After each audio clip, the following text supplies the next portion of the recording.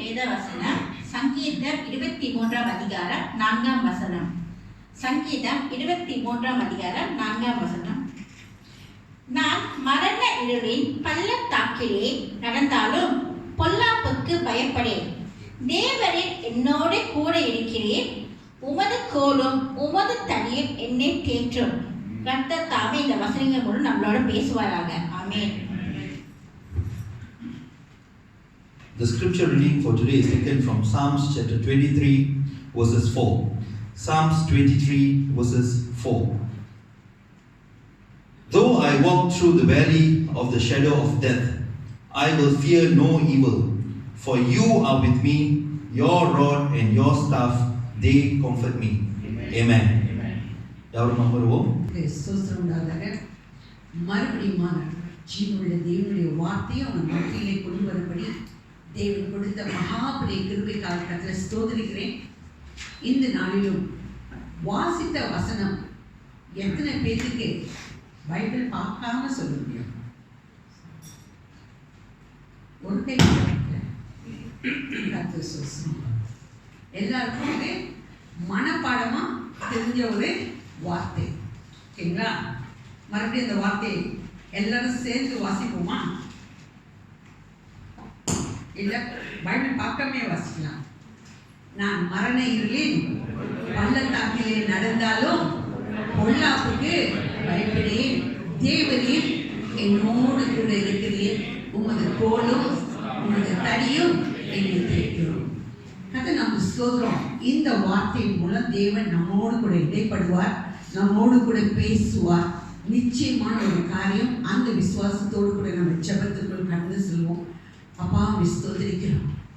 அன்பும் இரக்கம் கிருபை நிறைந்த தகப்பனீர் ஐயா, இதோ இந்த காலை வேளையில் எங்களோடு கூட பேசுகிற இந்த வார்த்தைக்காய் மக்கள் நன்றி செலுத்துகிறோம். ஜீவனுள்ள வார்த்தை எங்களோட வாழ்க்கையில நிற்கத்தக்கதாக இந்த நாளிலும் நீ தம்மை ஒரு விசை நினைத்தருளும் ராஜா. உடைய கருவியா உடைய வாயா இந்த மத்தியில் நிற்கவும் கிருபை செய்திருக்கிறீர். அதுக்காய் நன்றி செலுத்துகிறேன்.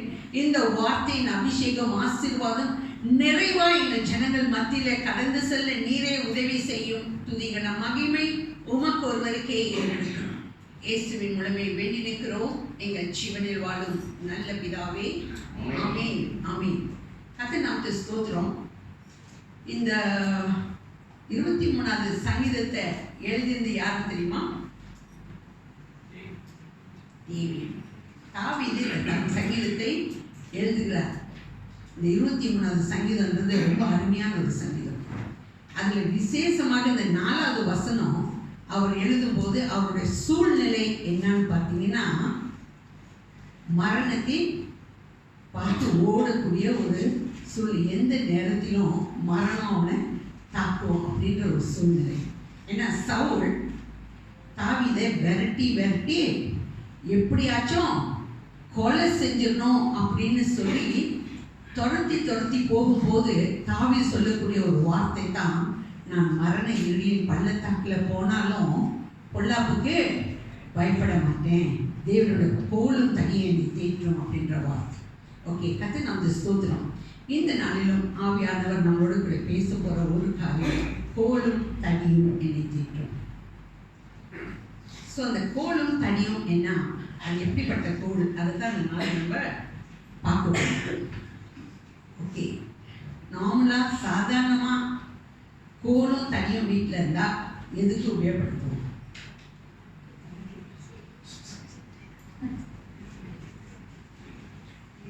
ஒன்றுக்கு உபயோகப்படுத்த மாட்டீங்களா?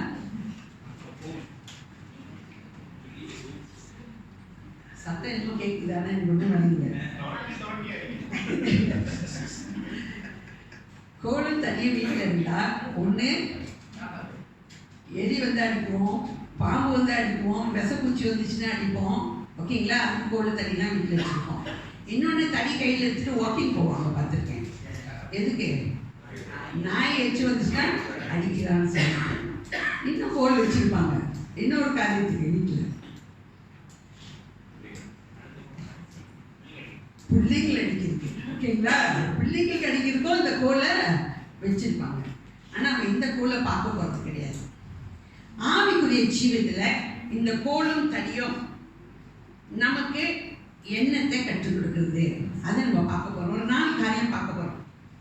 ஆவிக்குரிய ஜீவித்த அந்த கோலும் தனியும் எப்படி நம்ம எடுத்துக்க முடியும், எப்படி நம்ம வாழ்க்கையில் அது வேலை பார்ப்போம், அதுக்கு பார்க்க போகிறோம். அப்புறம் யாரோட கையிலலாம் இந்த கோலும் தனியும் இருந்துச்சு அப்படின்றத பார்க்க போகிறோம். இன்னொன்று, இந்த கோல் சாதாரணமான ஒரு கோல் எப்படி தேவனுடைய கோலாக மாறுச்சு அப்படின்றத பார்க்க போகிறோம். நம்ம கையில் கோல் இருக்கா அப்படின்ற ஒரு கேள்வி. இந்த 4 கேள்விக்கும் செய்தி முடிஞ்சாலும் நீங்கள் பதில் கொடுப்பீங்க. ஓகேங்களா? செய்தியில் இந்த 4 கேள்விக்கும் பதில் வந்துடும். ஓகே, கதை நமக்கு ஸ்தோத்திரம். பழைய ஏற்பாட்டில் இந்த கோல் எதுக்கு பாவிச்சாங்கன்னா, தேவனுடைய வாக்கு தத்தத்தையும் அந்த நாட்களில் பேப்பர் கிடையாது, டாக்குமெண்ட்ஸ் எல்லாம் எழுதுறதுக்கு அந்த கோல் பாய்ச்சாங்க. ஸோ அந்த டாக்குமெண்ட்ஸ்லாம் அந்த கோலில் தான் எழுதி வைப்பாங்க. வாக்கு தத்தமும் அந்த கோலில் தான் எழுதி வைப்பாங்க. ஸோ இது பழைய ஏற்பாட்டின் காலத்தில் அவங்களுக்கு நடைமுறையில் இருந்த ஒரு காரியம். அது மட்டும் இல்லாமல் கோத்திர பிதாக்கள் எல்லாருடைய கையிலும் ஒரு கோல் இருந்தது. எல்லா கோத்திர பிதாக்களின் கையிலும் அந்த கோல் இருந்தது.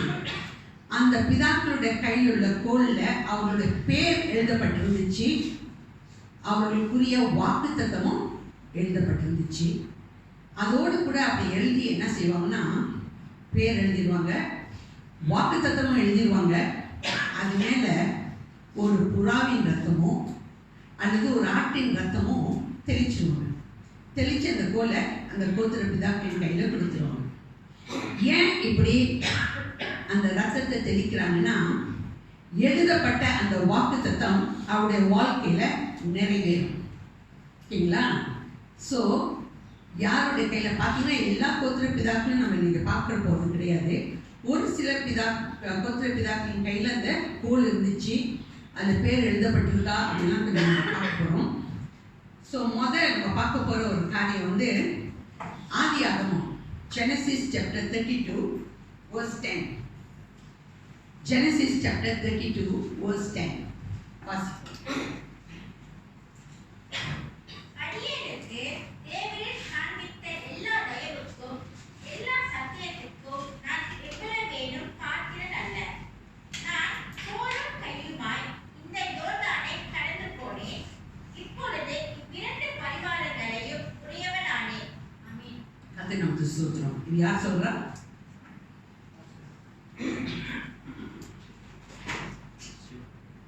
இந்த வார்த்தை சொல்றது யாரு? யாக்கோபு. ஓகேங்களா? வெறும் கோலும் கையுமாய் கடந்து சென்று 2 பரிவாரங்கள் கிடைச்சிது அப்படின்னு சொல்றாரு. 2 பரிவாரங்கள் அப்படின்னா 2 ராஜாக்கள், அதாவது ஒரு ராஜாக்களுடைய சொத்தே ஒரு 10-15 தலைமுறையை உட்காந்து சாப்பிடலாம். அப்போ அவனோட 2 பரிவாரங்கள் சொன்ன 2 ராஜாக்களின் சொத்துக்கள் அவனுக்கு உண்டாயிடுச்சு.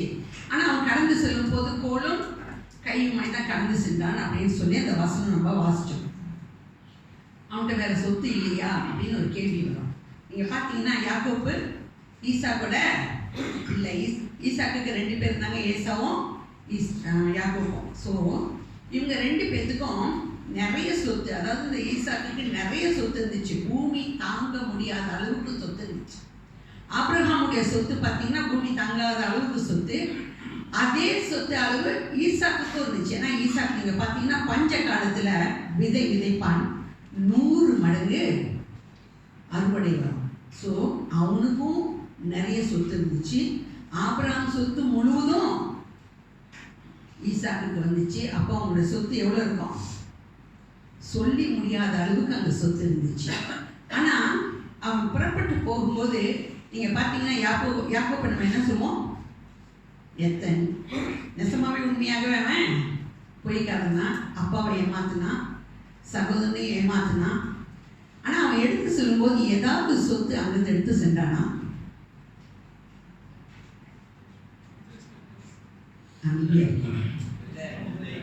எதுவும் எடுத்து செல்ல. அவன் எடுத்து சென்றது என்ன, ஒரு கோடு, அதில் 2 வாக்கு தத்தம்.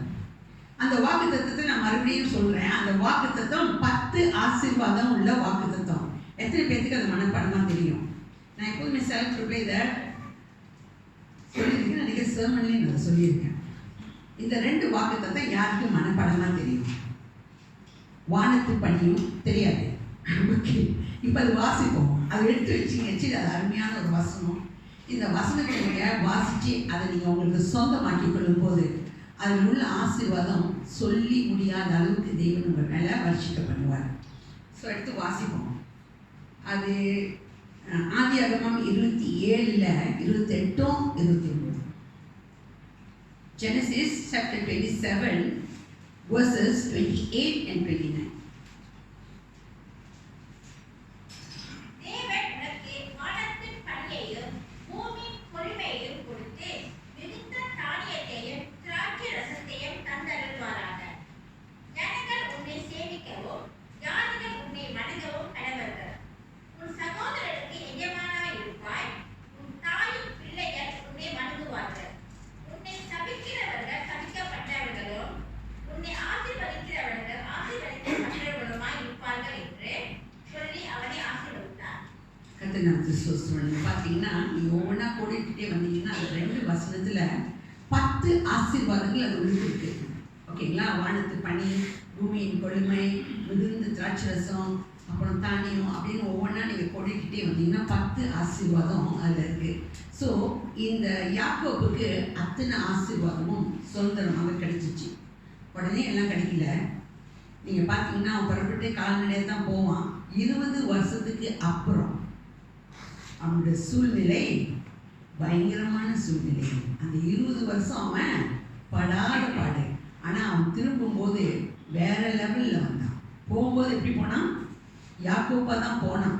ஆனால் அவன் திரும்பும்போது இஸ்ரவேலாக திரும்பி வந்தான். அவன் 2 பரிவாரங்களுடையவனாய் திரும்பி வந்தான். ஸோ இந்த வாக்குத்தத்தம் இந்த கோலை பிடித்து செல்லும் போது அவனுடைய வாழ்க்கையில் நடந்த ஒரு உண்மை அபிஷேகம் ஆசீர்வாதம் இது. ஓகேங்களா?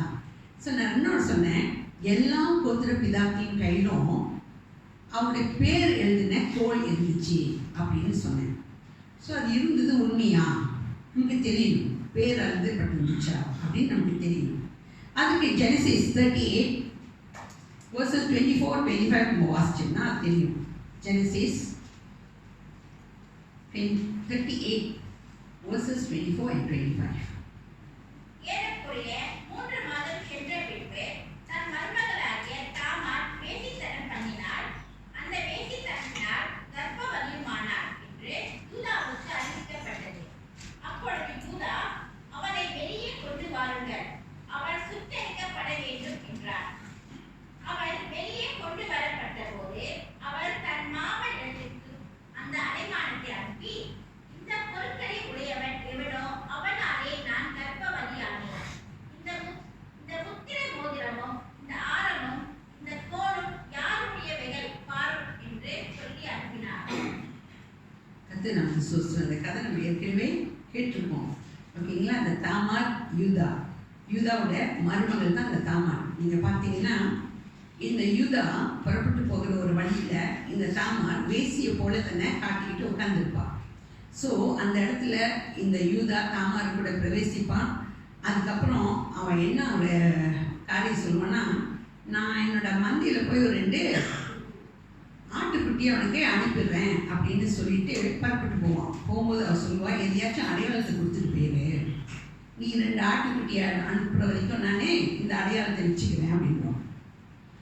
நான் ரொம்ப ஷார்ட்டாக சொல்கிறேன், பிகாஸ் அந்த கதை ரொம்ப லாங். ஏன்னா அந்த கதை நீங்கள் வாசிக்கணும்னா 38ஆம் அதிகாரம் வாசிச்சிங்கன்னா உங்களுக்கு கதை தெரியும். சரின்னு சொல்லிட்டு அவன் அடையாளமாக என்ன கொடுப்பான்னா தன்னுடைய கோழியும் தன்னோட முத்திரை மோதிரம் ஆரத்தி கொடுத்துட்டு போவோம்.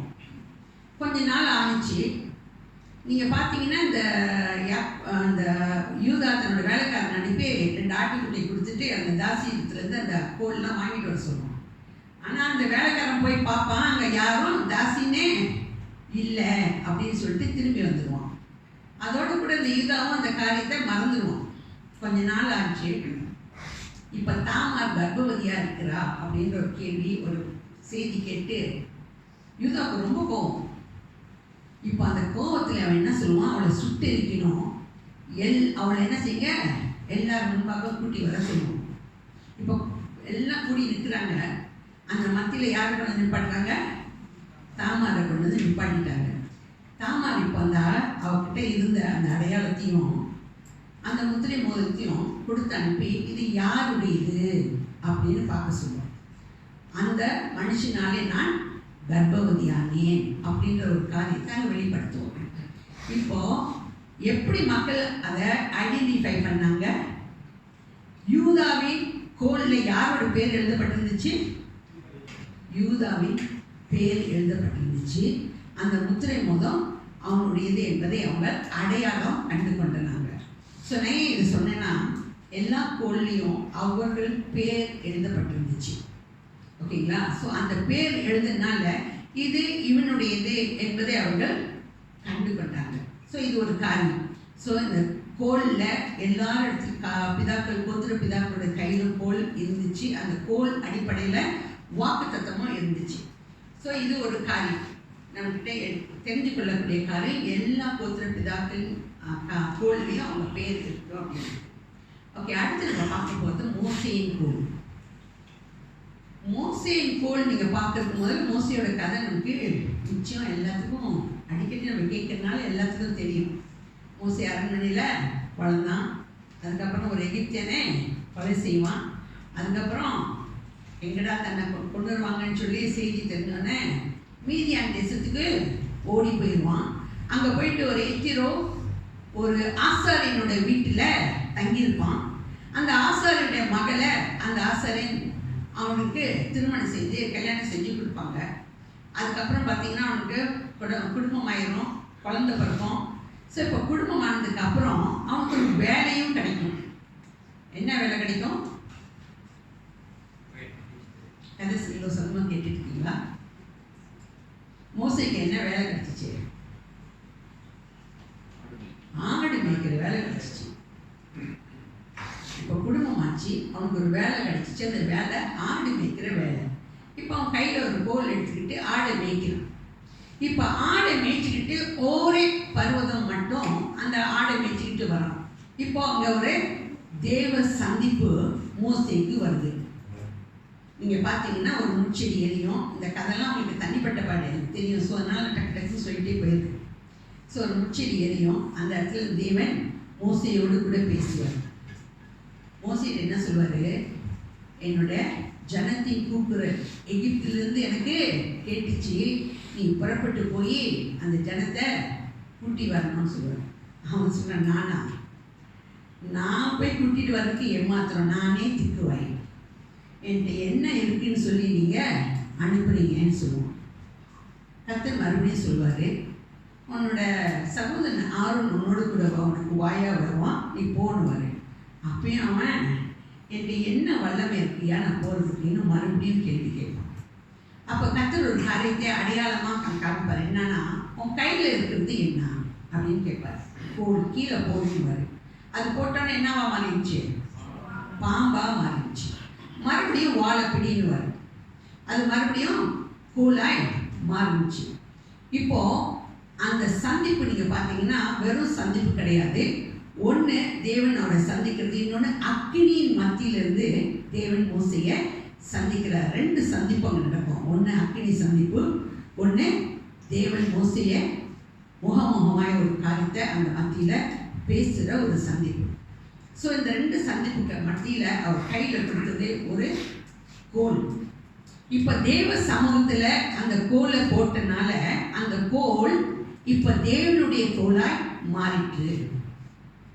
வசனம் அப்படி இருக்கா சிஸ்டர்? நீங்கள் கேட்டிங்கன்னா வசனம் இருக்கு. அந்த கோல் அவங்க தேவனுடைய சமூகத்தில் போட்டு மறுபடியும் வாழை பிடிச்சு கோலாய் மாறிந்து தேவனுடைய கோல் அப்படின்னு கர்த்தருடைய வசனம் நமக்கு சொல்லுது. அந்த வசனத்தை வாசிப்போம். யாத்திரையாகமம் 4ஆம் அதிகாரம் 20வது வசனம். Exodus chapter 4 verse 20. அப்பொழுது மோசே தன் மனைவியையும் தன் பிள்ளைகளையும் கழுதையின் மேல் ஏற்றிக்கொண்டு எகிப்து தேசத்துக்கு திரும்பினான். தேவனுடைய கோலையும் மோசே தன் கையிலே பிடித்துக் கொண்டு போனான். தேவனுடைய கோலையும் மோசே தன் கையிலே பிடித்துக் கொண்டு போனான். அது யாருடைய கோலா இருந்துச்சு? மோசேயுடைய கோலா இருந்துச்சு. இப்போ அவன் தேவ சமூகத்தில் போட்டோன்னே அது யாருடைய கோலாய் மாறிடுச்சு? தேவனுடைய கோலாய் மாறிடுச்சு. இப்போ அவன் பிடிச்சு செல்வது தேவனுடைய கோலை பிடித்து கொண்டு எகிப்து தேசத்துக்கு இப்போ ஆரோனும் இவங்களும் புறப்பட்டு போறாங்க. இங்க ஒரு காரியத்தை ஆவியானவர் நம்மளோடு கூட பேசுகிறார். நம்ம தேவ சமூகத்தில் ஒப்பு கொடுக்கும் போது நம்ம தேவனுக்குரிய காரியங்களை செய்யறதுக்கு தேவன் நம்மளை எடுத்து உபயோகப்படுத்த முடியும். ஒருவேளை நம்ம கொடுத்துருக்க எல்லாமே, அதாவது நமக்கு கொடுத்த பிள்ளைகள் தேவன் கொடுத்தது, நமக்கு கொடுத்த வீடு தேவன் நமக்கு கொடுத்தது, நமக்கு கொடுத்த எல்லா ஆசீர்வாதம், வீடு, காரு, பங்களா எல்லாமே தேவன் நமக்கு கொடுத்தது அப்படின்னு சொல்லி நம்ம தேவனுடைய சமூகத்தில் ஒப்பு கொடுக்கும் போது தேவன் அதை கருத்தில் எடுத்து உபயோகப்படுத்துவார். அது வேற லெவல் காரியங்களாக இருக்கும். புரியுதுங்களா? ஸோ இந்த ஒரு காரியத்தை ஆவியானவர் இந்த மத்தியில் பேசுகிறார். ஸோ தேவ சமூகத்தை நம்ம ஒப்பு கொடுக்கும் போது நம்முடைய வழி நடத்தல், அவருடைய செயல் வேற லெவலில் நம்முடைய வாழ்க்கையில் பார்க்கலாம். ஸோ இந்த ஒரு காரியத்தை நீங்கள் பார்த்தீங்கன்னா, இப்போ அவங்க 2 பேரும் ஆரோனும் மோசையும் புறப்பட்டு எகிப்துக்கு போகிறாங்க. அங்கே உள்ள காரியமும் எல்லாம் அவங்களுக்கு தெரியும். போனோன்னே 10 வாதைகள், அதுக்கப்புறம் ஒரு 3 to 30 லட்சம் மக்களை வெளியாக்குற மாதிரி வெளியாக்கி கொண்டு வராங்க. அதுக்கப்புறம் சிவந்த சமுத்திரத்தில் நிற்கிறாங்க. மறுபடியும் எங்கே போகிறதுன்னு தெரியல. கர்த்தர் கோலை நீட்டுன்னு கோலை நீட்டின போது செங்கடல் பிளந்து போகும். ஒரு ஹைவேல நடக்கிறது போல அந்த மக்கள் என்ன செய்வாங்க? செங்கடல்ல நடந்து செல்வாங்க. பின்னால சத்ரு விட்டுருவானா? நீங்க ரட்சிக்கப்பட்டு வந்தோன்னே அப்படியே விட மாட்டான், பின்னால் துரத்திக்கிட்டே வருவான். ஆனா துரத்திக்கிட்டு வந்த சத்ருவை தேவன் அழித்தாரா?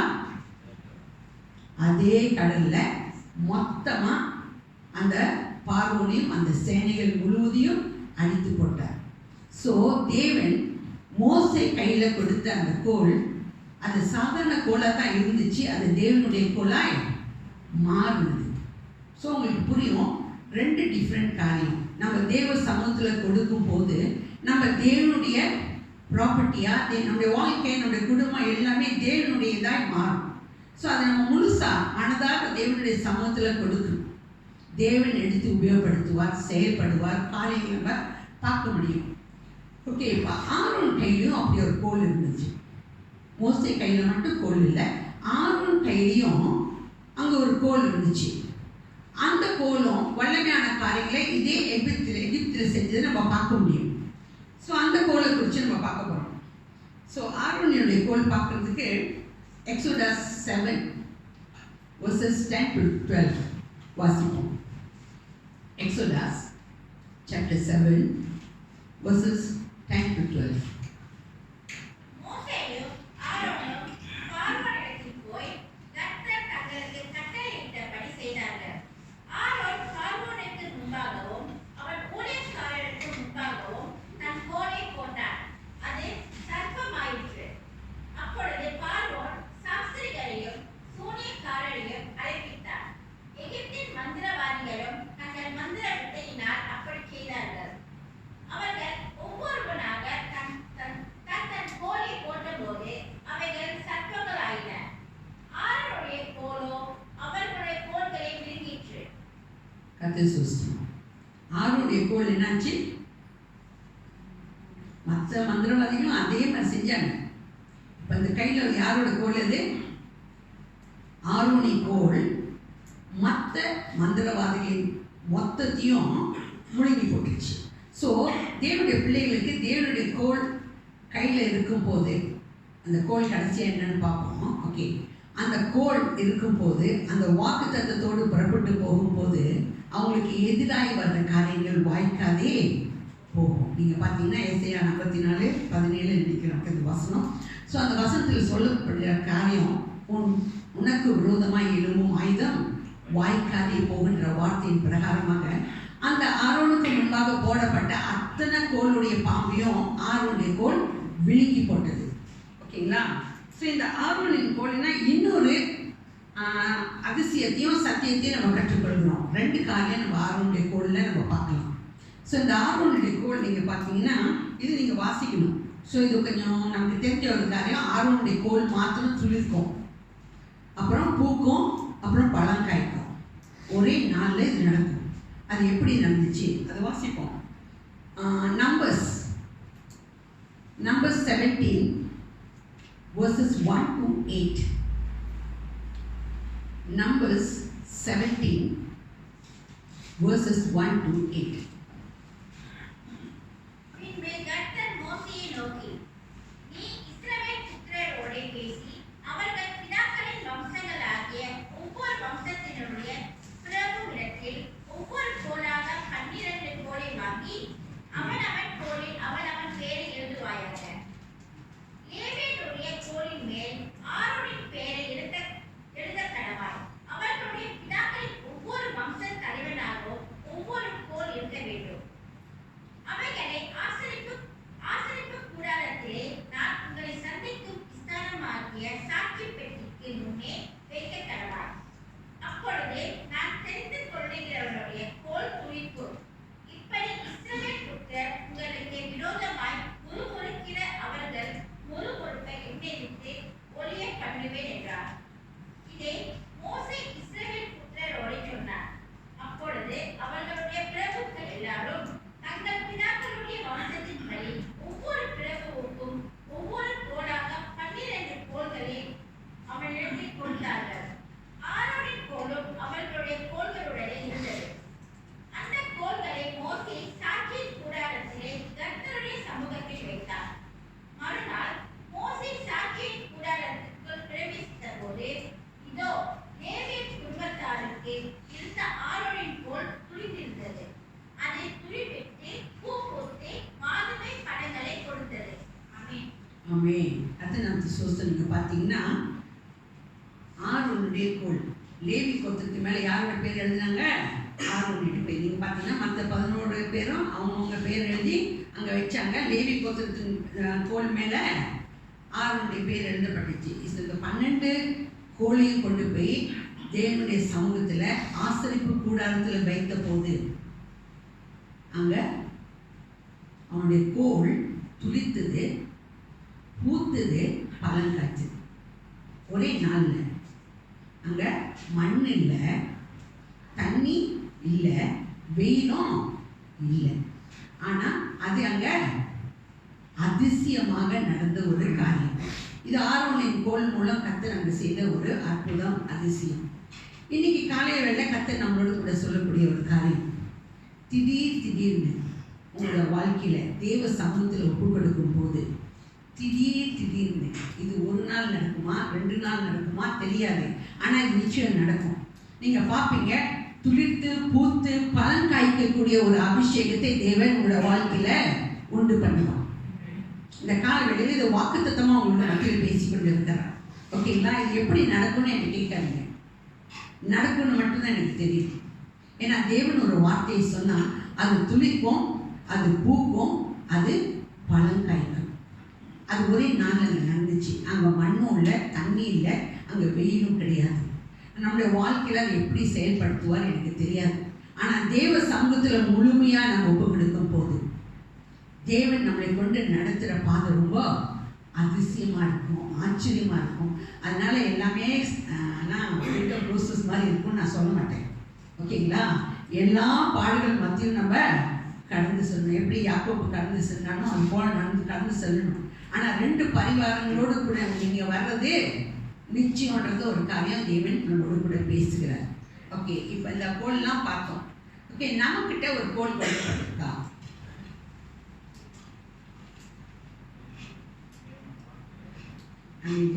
சத்தம் சார். ஓகே, நம்ம கையில் கோல் கொடுக்கப்பட்டிருக்கா? கொடுக்கப்பட்டிருக்கு. என்ன கோல் தெரியுங்களா? அவருடைய சிலுவை. அவருடைய சிலுவையில் வாக்குத்தத்தங்கள் கொடுக்கப்பட்டிருக்கா? கொடுக்கப்பட்டிருக்கு. அது மேல ரத்தம் தெளிக்கப்பட்டிருக்கா? தெளிக்கப்பட்டிருக்கு. புறாவின் ரத்தமோ ஆட்டின் ரத்தமோ தெளிக்கப்படல. வெளியேறு பெற்ற இயேசுவின் ரத்தம் அது மேல் தெளிக்கப்பட்டிருக்கு. Oh, praise God. I tell you, this is a promise of God. The Lord is speaking to you all. Man can do so many things to you, but the Lord will bless you. Wonders can be happen in your life. Problem இல்லை, கஷ்டம் இல்லை, பாரம் இல்லை நான் சொல்ல மாட்டேன்.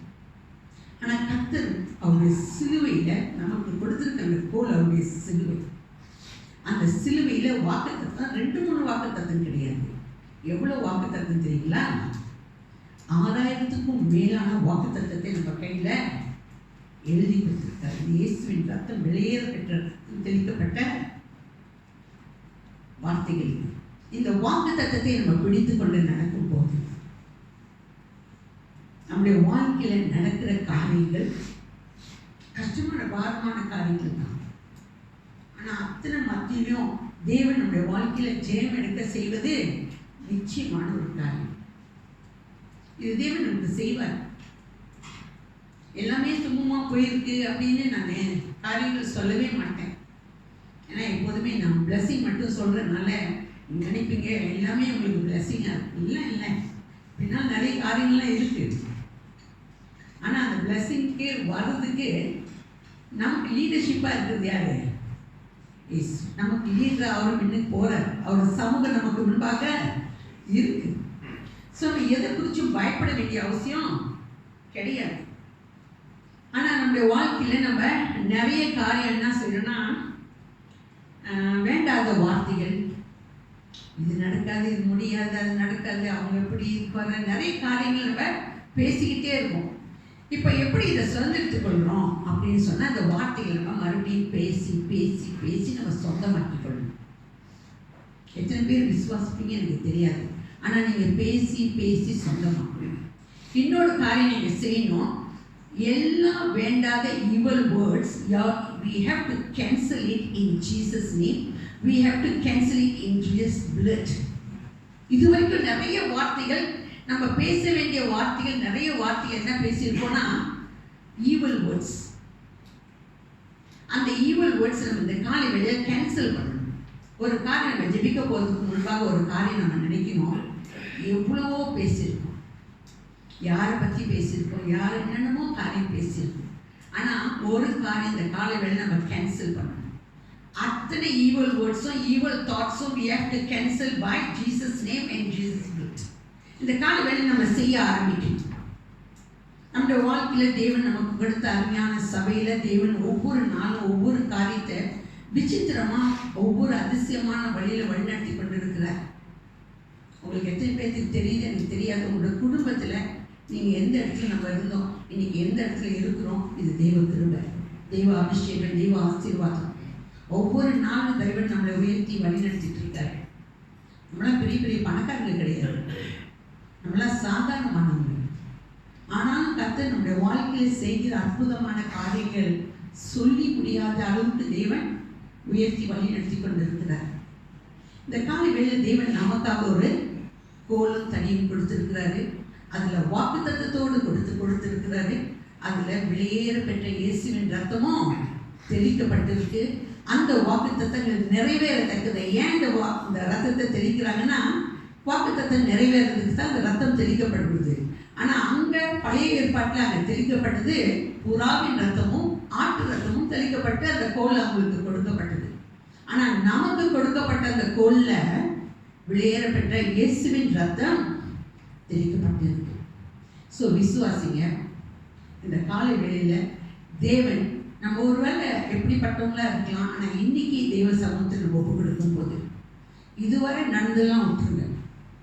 இனி வரப்போகிற காரியத்தில் நம்ம பேசுகிற வார்த்தைகள், நம்மளோட அறிக்கை எப்படி ஆயிருக்கும். நீங்கள் ஒரு காரியத்தை நம்ம கேன்சல் பண்ணிட்டு அதுக்கப்புறம் நம்மளுடைய வாழ்க்கையை மறுபடியும் புதிய வாழ்க்கையாக தொடங்குவோம். ஸோ நம்மளுடைய வாழ்க்கையின் காரியங்கள் ரொம்ப வித்தியாசமான முறையில் தேவன் நம்மளை நடத்துவார். இதை நீங்கள் பார்க்க முடியும், ருசிக்க முடியும். அதை நமக்கு சோசுறோம், கண்களை மூடுவோம். இந்த ஜெபத்தில் இதை செய்யுங்க. ஒரே ஒரு காரியம் சொல்லுங்க. All evil thoughts, all evil words, Lord, I cancel it in Jesus' name. I cancel it in Jesus' blood. Lord, you bless it, everyone here, Lord Jesus. Oh Lord, we receive all the blessing in Jesus' name. ஒரு 6 1000த்துக்கும் மேலான வாக்குத்தத்தத்துக்கு இந்த காலவேளையில் நமக்கு எழுதி கொடுத்த வாக்குத்தத்தத்துக்கு நம்ம சொந்தக்காரங்க. அப்பா ஸ்தோத்திரிக்கிறோம், உன்னை துதிக்கிறோம், உமக்கு நன்றி செலுத்துகிறோம் ராஜா. நீர் நல்ல தேவன், உண்மை போல ஒரு தேவன் வேறு யாரும் இல்லைப்பா. எங்களை அரவணைக்க, எங்களை அன்பு காட்ட, எங்களை ஆறுதல் படுத்த, எங்களை தேற்ற அப்பா நீ போதுமானவர். இது இந்த கால வேளையில வந்திருக்கிற பிள்ளைகள் எந்த சோகத்தோடு, எந்த வேதனையோடு கூட, எந்த கஷ்டத்தோடு வந்திருக்கிறார்கள் என்று நீ மாத்திரம் அறிவீர் ராஜா. இது இந்த கால வேளையில் அவர்களை சமாதானப்படுத்தி சந்தோஷப்படுத்தி நீர் அவர்களோடு கூட இருக்கிறீர் என்பதை அவர்கள் அறிந்து கொள்ளத்தக்கதாக இந்த நாளிலும் கூட தகப்பனே உம்முடைய அபிஷேகத்தோடு கடந்து செல்லும்படி நீர் கிருபை செய்யும் ராஜா. நம்பின் தகப்பனே முற்றிலுமாய் எங்களை தாழ்த்தி உங்களுடைய வல்ல கரத்திலே கொடுக்கிறோம். உங்களுடைய ஆளுகை தந்து நீர் நடத்தும் ராஜா. எல்லா துதிகான மகிமை ஒருவருக்கே ஏறெடுக்கிறார். இயேசுவின் மூலமே வேண்டி நிற்கிறோம் எங்கள் ஜீவனில் வாழும் நல்ல பிதாவே, ஆமென்.